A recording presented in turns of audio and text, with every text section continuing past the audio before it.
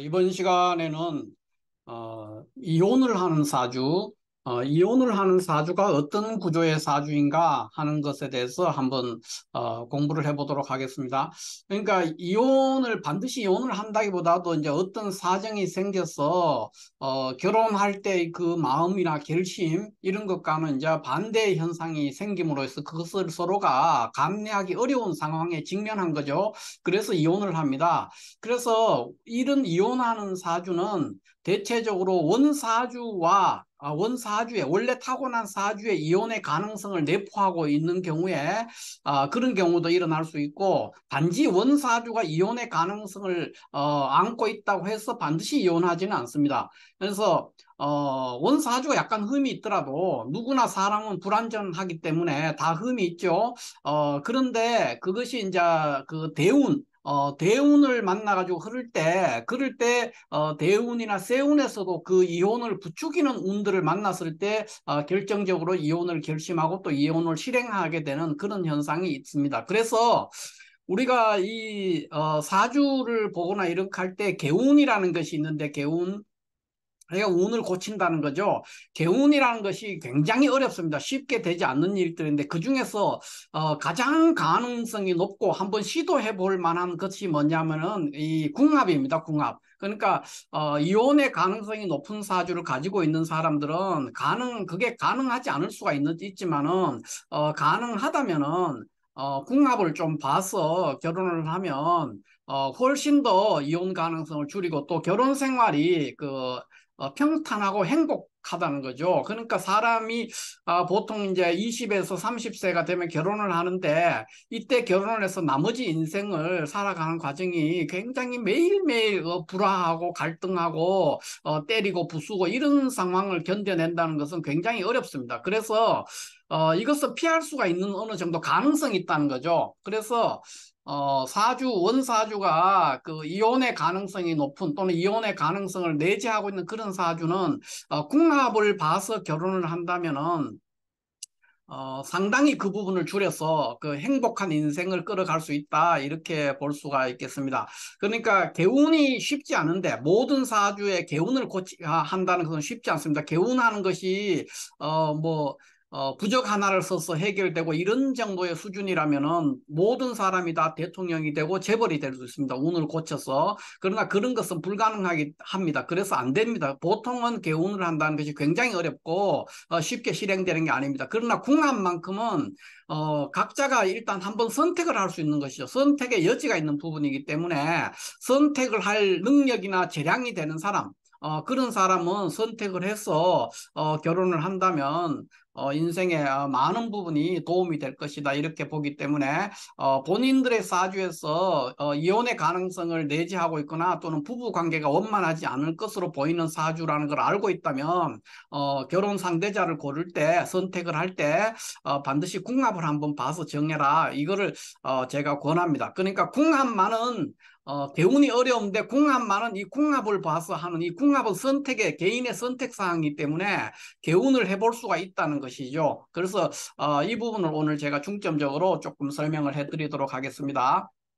그러면 우리가 왜 이혼을 하는가 하는 거죠. 결혼할 당시는 상대방에 대해서 굉장히 신뢰하고 희망에 가득 차고 굉장히 조화롭단 말이에요. 근데 결혼을 해서 뭐 2년, 3년 이렇게 살고 또 20년, 30년 살다가 보면은 중간에 굉장히 견딜 수 없는 상황들이 발생하고 내가 용납할 수 없는 어떤 것 또는 상대방에 대해서 굉장한 실망 이런 거를 해서 결국은 그것이 조금 누적이 되면은 바로 파탄으로 연결된단 말이에요. 그래서 왜 이혼을 하는가 하는 것을 생각해 볼 필요가 있죠.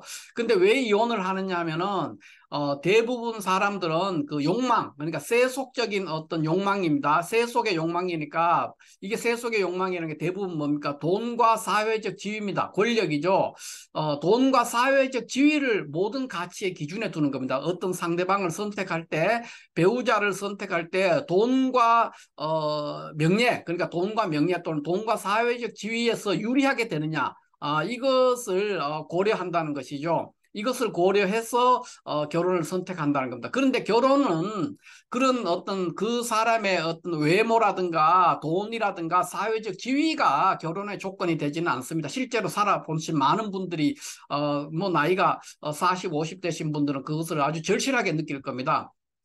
그러니까 실질적으로 결혼이 일어날 때 사람들이 하는 행동이 뭐냐 하면은 이 두 번째, 2번에 되어 있는 이 외모와 능력을 최우선 가치로 둔다는 거예요. 그래서 그 사람이 잘생겼느냐, 예쁘냐, 키가 크냐, 뭐 어느 부분이 어떻게 생겼느냐, 눈이 어떠냐 이런 부분에 굉장히 중점을 두고 그 다음에는 그 사람이 학력이 어떠냐, 또 뭐 어떤 사회적 지위가 어떠냐, 뭐 직장이 어떠냐, 그 사람의 부모는 어떤 돈이 있느냐 없느냐 이런 거를 중점적으로 보고 결혼을 하게 됩니다. 근데 그 결혼 생활이라는 거는 결혼이라는 것은 다르게 말하면 결혼 생활이죠, 생활.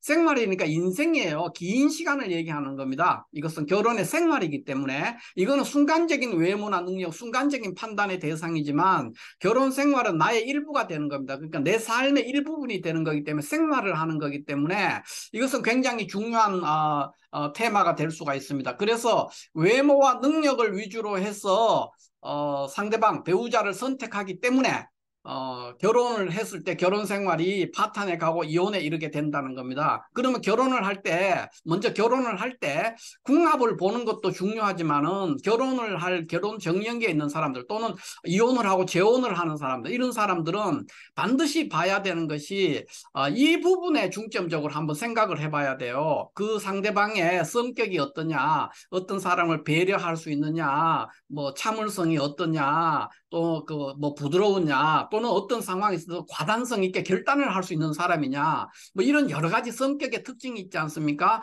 그 성격이 내가 감내할 수 있느냐는 거예요. 어떤 특징에 각자는 다 각자의 개성을 가진 성격이 있는데 그것을 감내할 수 있느냐를 봐야 되고 그 다음에 이 사람이 지향하는 세계관이라든가 인생관이라든가 배우자관이라든가 가족관이라든가 그것들을 생각하는 어떤 가치관이 어떤가 그 다음에 평소에 어떤 생활 습관이 뭐 부지런하냐, 게으르냐, 지저분하냐, 뭐 많이 있지 않습니까? 그런 것들. 그 다음에는 이제 결혼이기 때문에 이 성적 취향, 이것도 사람들이 숨기는 부분 중에 하나지만 이게 굉장히 중요합니다. 결혼에서는.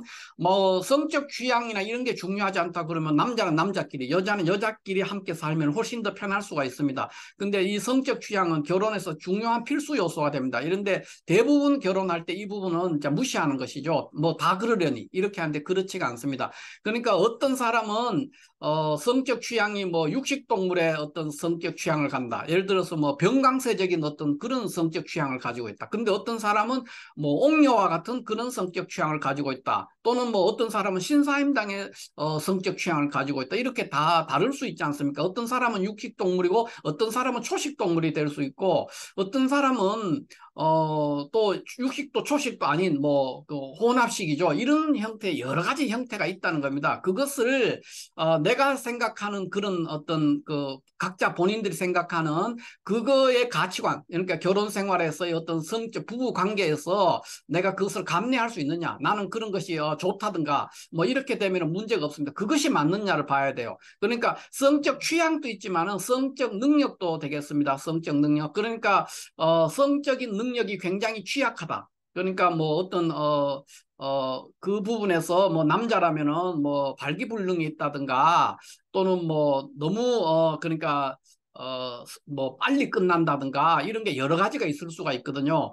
그런 것들이 본인들이 그러니까 남자든 여자든 상대방에 대해서 그런 부분들이 감내할 수 있느냐는 겁니다. 감내할 수 있었을 때 결혼을 결심하는 게 가장 좋고 뭐 외모라든가 그 사람이 돈이 있다 없다, 학력이 높다 낮다, 머리가 좋다 나쁘다 이런 것들은 굉장히 부차적이고 아무것도 아닌 겁니다. 결혼 생활에서는. 이런 것들이 결혼 생활에서 굉장히 뭐 예를 들어 서울법대를 나와가지고 또는 어떤 미스 코리아라든가 뭐 아주 예쁜 탤런트 그 사람들도 다 이혼하거든요. 살아보니까 그게 아닌 거예요. 그런 것들이 맞지 않는다는 겁니다. 그러니까 키가 큰 사람, 키가 아주 작은 사람인데도 행복하게 여러 자식을 두고 행복하게 사는 사람도 있고, 키도 크고 잘생기고 돈도 많은데도 여러 번 이혼하고 맨날 싸우고 부인이나 또는 남편을 봤을 때마다 주눅 들고 불행하단 말이에요. 그런 사람들이 너무 많다는 거예요. 그래서 이런 것들을 보고 판단을 하면 항상 불행해져요. 그 다음에 그런 것들이 극복을 못하니까 그 다음에 뭘 합니까? 각자가 외도를 하게 되죠. 그러니까 이것이 굉장히 불행의 한 원인이 될 수 있고, 그 결국은 파탄에 이르게 됩니다. 그래서 결혼을 할 때는 항상 이 성격이나 가치관이나 행동 양식이나 성적 취향이나 또는 성적인 능력, 이것이 굉장히 중요한 1번 요소로서 고려돼야 되고, 이것이 맞으면은 결혼하면은 다들 행복합니다. 행복하게 잘 살 수 있는데 부질없이 세속의 부귀, 이런 것들, 외모와 능력이나 돈, 뭐 사회적 지위 이런 것들 또는 뭐 학벌 이런 것들에다가 치중해서 상대를 선택했기 때문에 궁극적으로는 이제 파탄에 이렇게 될 수가 있다는 겁니다. 그랬을 때 문제가 되기 때문에 제일 먼저 제가 했지만 궁합을 봐야 된다. 그러니까 이혼의 가능성이 높은 사람들은 그런 사주는 궁합을 봐야 된다. 이렇게 했는데 궁합을 볼 때 궁합을 본다는 말이 바로 이 성격과 가치관 이것이 맞는지를 본다는 겁니다. 그러니까 외모나 능력을 맞춰보는 것이 아니고 궁합을 본다는 것은 그 사람의 성정이 어떤가, 가치관이 어떤가, 행동 양식이 어떤가, 성적인 능력이 어떤가, 또는 성적인 취향이 어떤가 이거를 맞춰보는 게 그게 궁합이거든요. 그렇기 때문에 우리가 보통 궁합을 볼 때 뭐 일지가 합하고 뭐 어디에 뭐 천간에 뭐가 있고 뭐가 있고 이런 식으로 이렇게 보는 것들은 그거는 궁합의 아주 일부분이라는 거죠. 그렇게 보는 거. 그건 되지 않고 궁합을 볼 때는 그렇기 때문에 제일 먼저 봐야 되는 것이 궁합을 보는 순서는 각자의 배우 그러니까 각 어떤 사람의 각자가 가지고 있는 사주 그 사주 내에서 배우자와의 관계가 얼마나 원활하냐 그러니까 결혼 생활이 어떻게 평탄하게 갈 거냐 불안할 거냐 그걸 제일 먼저 판단해야 되죠. 이거를 판단해서 나는 뭐 이혼의 가능성이 있다든가 나는 배우자와의 관계가 결혼하고 나면은 결혼하고 자식을 낳고 나면은 좀 불화할 것 같다든가 이런 게 돼 있는 걸 그거를 먼저 규정을 분석을 해야 된다는 거죠. 각자 사주에서 배우자 관계가 어떻게 될 것인가를 분석을 하는 과정이 첫 번째 있어야 되고 궁합을 볼 때는 두 번째는 각자가 가지고 있는 사주의 격국을 보완할 수 있는 그런 구조가 돼야 됩니다. 그러니까 격국이라는 게 뭐냐 하면은 이 격국이라는 어떤 사람의 성격이나 가치관을 행동 양식이나 성적 취향, 능력 이런 거를 말하는 거거든요. 격국이 우리가 그래서 어떤 사람이 갈 때 식신격이다 그러면 식신의 어떤 성향이 나온단 말이에요. 행동 양식도 그렇게 나오고 어떤 사회적인 어떤 결단을 내려야 될 때 또는 어떤 선택을 할 때 항상 식신적인 방식으로 이 사람은 살아가는 사람이거든요. 그것이 그 사람의 격국이라는 것은 그 사람의 정체성을 나타내는 거예요. 정체성. 그러니까 아이덴티티를 규정해 주는 건데 그 사람의 본질이 뭐고 그 사람의 정체성이 뭐고 그 사람의 행동 양식이 어떻게 움직일 것이다. 그 사람의 모든 행동 태양의 귀결점이 어디로 지향한다. 그걸 규정하는 것이 격국입니다. 그래서 그 격국을 두 남녀의 서로 그 사주를 대조했을 때 각자의 사주들이 상대방 사주와 그 격국을 보완할 수 있는 그런 구조가 되면은 아주 이상적인 궁합이 되는 것이죠. 일지끼리 합을 하고 시지끼리 합을 하고 뭐 월지끼리 합을 하고 그런 그때는 굉장히 지엽적인 겁니다. 그러니까 그런 합이 나쁘다는 것이 아니라 합이 있으면 좋지만은 서로 상생하고 합을 하면 좋지만은 궁극적으로는 격국을 보완할 수 있는 두 남녀가 서로 가지고 있는 그 격국이 상대방 사주의 격국을 보완할 수 있는 그런 구조가 돼야만이 이런 성격이나 가치관이나 행동 양식이나 성적 능력이나 취향 이런 부분이 서로 잘 부합하게 되는 겁니다. 그래서 불화와 갈등이 없죠. 돈이 조금 없더라도 굉장히 서로 협력하고 아끼고 전략하면서 공동의 목적을 향해서 날아갈 수 있죠. 그러니까 가치관이 같으니까 공동의 목표를 향해서 서로 행진할 수 있다는 겁니다. 그렇기 때문에 행복해질 수밖에 없어요. 그러니까 사람이 재벌이 될 수 있는 것은 누구나 다 재벌이 될 수 있는 것은 타고난 것이지만은 중산층 우리가 보통 말하는 게 굉장히 사람들이 선망하는 게 재벌이 되는 거 물론 재벌 되면 좋죠. 그러나 재벌이라든가 대통령이 된다든가 장관이 된다든가 이런 것보다는 뭐 그냥 내가 하루에 먹고 자고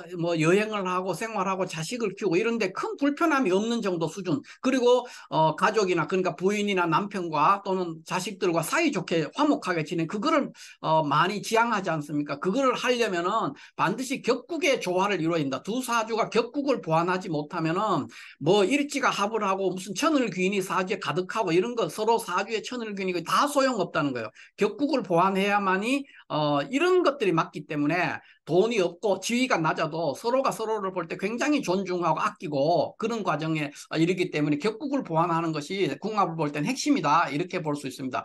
그 다음 단계로 이제 보는 것이 지지에서 형충합이 있다든가 뭐 천을균이 있다든가 뭐 무슨 고란살이 있다든가 원진살이 있다든가 이런 거를 본다는 겁니다. 이런 순서로 해서 참조로 해서 궁합이 잘 맞는지 안 맞는지 봐야 되는데 제일 중요한 것은 격국을 서로 조화를 이루어야 된다. 두 사람의 사주의 격국이 서로 굉장히 보완하고 조화를 이루어야 된다. 그래야만이 그 사람의 성격이라든가 이 가치관이 서로 일치하기 때문에 행복한 결혼 생활을 할 수 있다. 이렇게 볼 수 있습니다. 이것이 궁합을 볼 때 핵심적인 줄거리가 될 수 있고요. 그러면 실제로 사주가 뭐 어찌됐든 어떤 상황에서 이혼을 하게 되는 사주가 많지 않습니까? 그러면 이혼을 하는 사주는 어떤 구조냐 했을 때 먼저 격국을 보라. 그러니까 격국상으로 이런 구조가 돼 있으면 굉장히 불리할 수 있죠. 원국 그러니까 각자의 사주 구조에서 배우자 관계가 굉장히 조화롭지 않고 배우자와의 관계가 그냥 결혼 생활이 평탄하지 않는 구조로 되어 있는 경우가 있습니다. 일단 그런 경우는 이제 반드시 이런 경우는 궁합을 보는 게 좋죠. 그 다음에는 원국에 이런 식으로 되어 있는데 또 대운의 흐름이 배우자의 불리한 식으로 이런 두 개의 조건이 충족되면은 이혼을 한다는 겁니다. 그러면 이런 것들이 어떤 경우냐? 어떤 경우냐 하면은 예를 들면 이런 것이죠. 남자 사주인데 남자 사주에 비겁이 굉장히 많아요. 비겁이 굉장히 많은 그런 구조로 돼 있어. 그런데 대운에서도 이렇게 또 비겁이 오는 경우가 있거든요. 또 비겁 또는 대운에서 오는 어떤 글자들이 원국에 있는 재성을 핍박하는, 그러니까 남자 사주는 이제 재성이 처가 되는데 그 처를 탈제하거나 핍박하는 그런 구조로 운이 흐른다면 굉장히 불리합니다. 그러면 이혼을 할 수가 있습니다.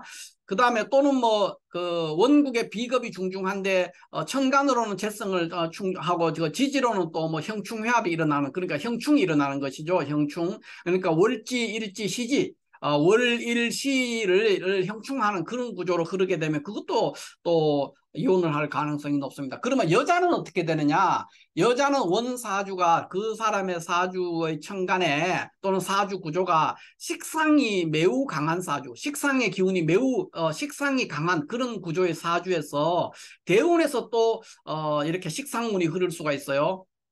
그러니까 관성을 제압한다는 겁니다. 관성을 제거하기 때문에 이런 구조의 사주는 반드시 궁합을 봐서 결정을 하는 것이 좋다. 그러니까 그렇지 않으면은 특히 이 식상의 운, 대운에서 식상운이 흐르면서 올 때, 결혼이 우리가 혼인생활 때 20대, 30대, 40대가 결혼을 하면서 또 왕성한 결혼 생활을 하는데 이 시기에 대운에서 식상운이 흐르는 식으로 되거나 월일시를 형충하거나 그런 일들이 벌어지면은 이혼을 하게 될 가능성이 매우 높다. 이렇게 봅니다. 그래서 원사주를 대조해 볼 때 그런 구조의 사주들은 가능하면 결혼을 안 하는 것이 좋고 또 그런 것이 없는 사람을 선택해서 결혼을 하는 것이 좋다. 이렇게 볼 수 있습니다.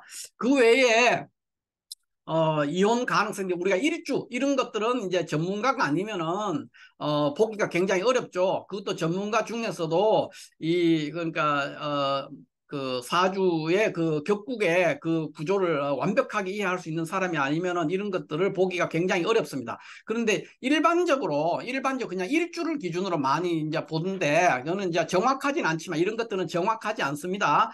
일단 정확하지 않지만은 일주를 기준으로 했을 때 이혼 가능성이 매우 높은 그런 일주는 어떤 거냐 하면은 여기 이제 갑인, 을사, 정산, 무신, 신해 이런 일주가 있고요. 그 다음에 이런 그룹이 또 하나 있는데 요거는 지금 우리가 신살적으로 고란살에 해당되는 그런 신살이 되겠습니다. 그래서 일주가 고란살에 해당되는 그런 일주를 가진 사람은 대체적으로 이혼의 가능성이 매우 높다. 근데 이것은 남녀 모두에게 통하는 것이 아닙니다. 고란살이라는 것은 주로 여자에게 해당됩니다. 여자 사주의 일주에 이런 고란살이 있으면은 이혼의 가능성이 매우 높다. 이렇게 볼 수가 있습니다. 물론 남자도 뭐 이런 경우에 갑인이라든가 정사라든가 이런 것들은 이혼의 가능성이 높아질 수가 있죠. 왜냐하면 이게 간여지동이기 때문에 사주 전체 구조에 따라서 그렇습니다. 반드시 갑인이나 정사가 이혼 가능성이 높은 것이 아니고, 만약에 사주에 굉장히 관살이 강한 구조, 그런 구조, 남자 사주에서 관살이 굉장히 강한 구조의 사주인데 뭐 갑인이나 을사 이런 것들이 있으면은 이럴 때는 배우자의 덕이 있다고 이렇게 논해야 되는 겁니다. 그렇기 때문에 그냥 일주 하나만 가지고 이혼을 한다든가 뭐 외로워진다든가 이렇게 보는 것은 굉장히 위험하다. 그러나 이제 많은 사람들이 일주를 가지고 얘기를 하기 때문에 제가 일주를 기준으로 하면 이렇다는 겁니다. 그래서 여자 사주에서, 이거는 이제 여자 사주가 주로 해당이 됩니다. 고란살은 여자 사주에서 일주 고란살이 있는 사람, 일주에 고란살이 있는 사람들은 이혼 가능성이 굉장히 높고, 이혼을 안 하더라도 좀 외로워질 수가 있죠. 외로움을 많이 타게 되는, 고독해지는 그런 구조의 사주가 될 수 있다, 이렇게 볼 수 있습니다. 그래서 이런 구조의 사주는 가능하면 궁합을 볼 때 궁합을 잘 맞춰서 하면 오히려 절대 이혼 안 하고 잘 살 수가 있습니다. 궁합을 이제 여러 가지로 볼 수가 있는데 궁합을 볼 필요가 꼭 있는 사주가 되겠죠. 그런 경우가 된다. 그런데 실질적으로 결혼을 할 때 많은 사람과 궁합을 맞춰보기가 쉽지 않습니다. 그게 이제 현실적인 제약이죠. 그러니까 또 뭐 한쪽에서 좋다 그러면 한쪽에서는 안 좋다고 하기도 하고 그러기 때문에 굉장히 고단합니다. 그러니까 개운을 하는 게 어려운 것이죠. 그렇지만 그 궁합에 관해서는 적어도 개운을 해볼 수 있다는 겁니다. 모든 개운은 거의 불가능하거나 어려운데 궁합은 그래도 그나마 한번 골라볼 수 있다. 한번 선택해 볼 수 있다는 거죠. 그렇기 때문에 가장 개운이 손쉬운 분야가 궁합을 보는 부분이다. 이렇게 볼 수가 있겠습니다.